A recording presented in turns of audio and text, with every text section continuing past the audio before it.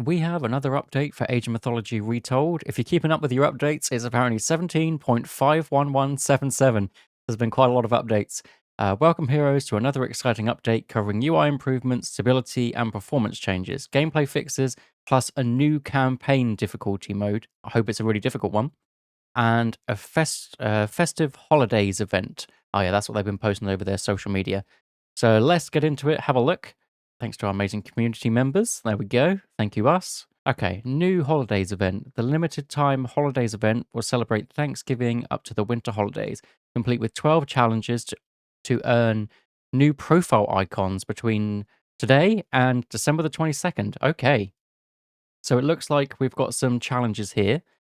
We've got our Bella the dog, with a candy cane, a very happy Arcantos, and a very even happier pig.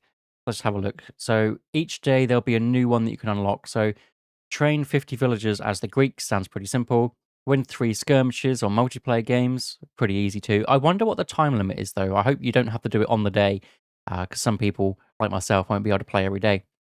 Train 25 chariots, 10 camels, and 5 war elephants. That seems doable. Cast at least 10 god powers as the Norse. So you're going to have to play at least a few different gods here. Laser bear with a festive holiday hat. Okay, let's finish these, then we'll jump in the game and see what they look like. Train 20 hero units as the Greeks in any amount of skirmishes. Okay, yeah, so not in one, because that would be making sure that they die off and things. Summon a Titan. Fully upgrade the counter barracks units. Deal 1,000 damage with myth units. Collect 5 relics total. So you're going to need a good map for that one. You're going to need, is it only Marsh that has more than 5 relics? Or the Mount Olympus, that has quite a few as well. Or you're going to have to play some multiplayer games and steal your allies' ones. Build a fortress, make it a stronghold.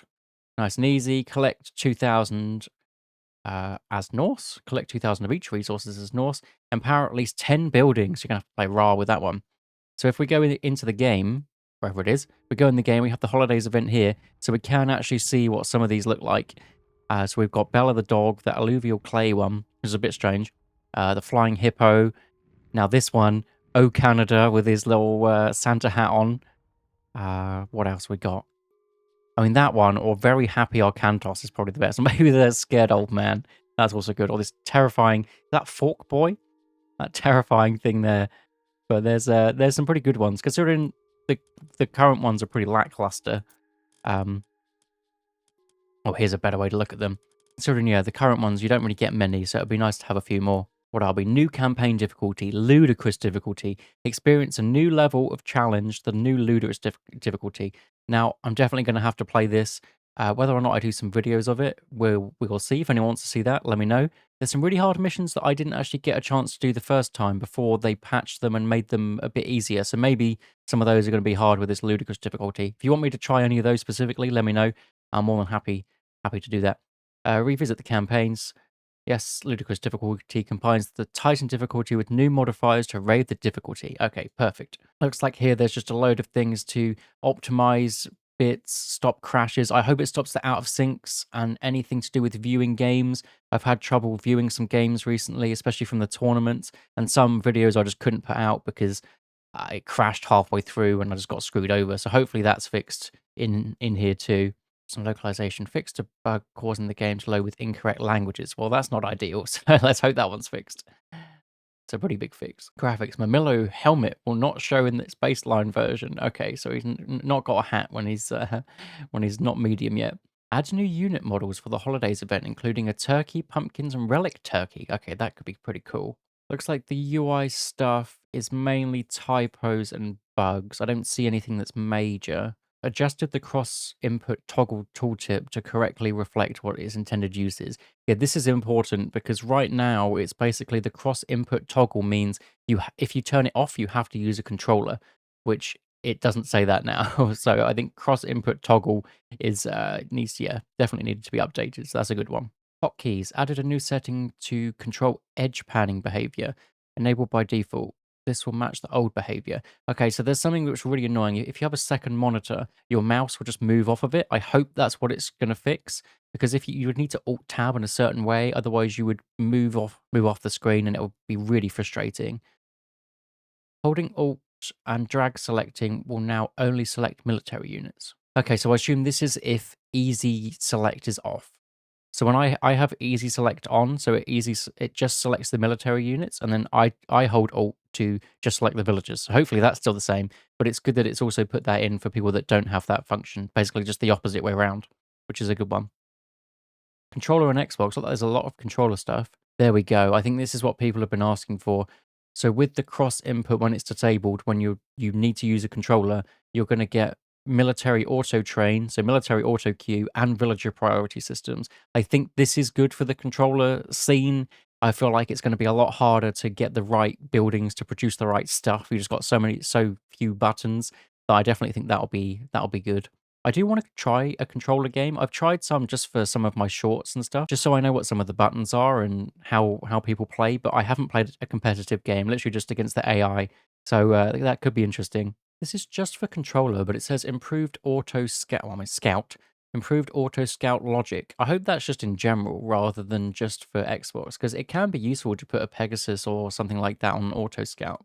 So we're down to fixes, and it looks like I'm not going to go through all of them, but it looks like there's a lot of AI fixes. AI can now plan for building drop sites, AI systems to exclude counter units from its training plans if it doesn't see that it's the right enemy. So basically, AI behavior is much, much better. And I think that'll be key. If you mix AI behavior being better with this ludicrous difficulty for the campaign, I think the campaign, if this AI stuff is really improved, it's going to be a real, a real problem. And I think it will lead to actually quite a difficult campaign. So I think that's going to be a fun one. Random maps, map pool changes, added Midgard, which I love Midgard, and Tundra to the rank pool maps, and removed Highland, thank God. Highland got so old, so quick. People would bring their villagers forward to villager fight in the middle, and then if the game wasn't over by 10 minutes, well, you're going to have to wait till a super late game, and it'll be like a half-hour game. So I'm glad that one's gone for a while. Also, everyone dodged Highland. People hated that one. And Midgard is still a water map, but I feel like it's a water map where you can kind of just leave the water on its own, and if the enemy overcommits on the water, then you just do a pure land rush and you're absolutely fine, or land boom even. So I think it's a water map which people will like a bit more. And then Tundra is like a lot of the other land maps, to be honest. It's just instead of one lot of chickens, you get an extra lot of hunt, so it's just slightly more food in your base. So there will be certain gods like Isis, which will be better for Tundra. So that'll be nice. Maybe like Thor as well would be better on Tundra as well, and Odin. And Tundra added to the quick pool match. So actually, Midgard isn't in quick pool, isn't in the quick match pool, which is interesting. Then general things for modders. I mean, I don't do any modding, so I don't really know how these will change. But there's some stuff for modders, which is cool, which means more interesting custom games. What is on the horizon? Coming up, our villagers are pouring their hearts and souls into the Immortal Pillars Chinese expansion in preparation for its release in 2025. I'm just hoping that the Chinese expansion isn't rushed and it'll be nice and polished when we get it. So I would prefer that it isn't rushed and it can come whenever it's ready. I'm more than happy with that. And it looks like that is everything. So a nice short update. I think the main takeaways from this are obviously the new Holidaze event and the new campaign difficulty, ludicrous, mixed with some of the AI improvements. I think this could be pretty difficult. And I'll put this in the link in the description as well if you want to check it out for yourself. And I'll see you in the next one.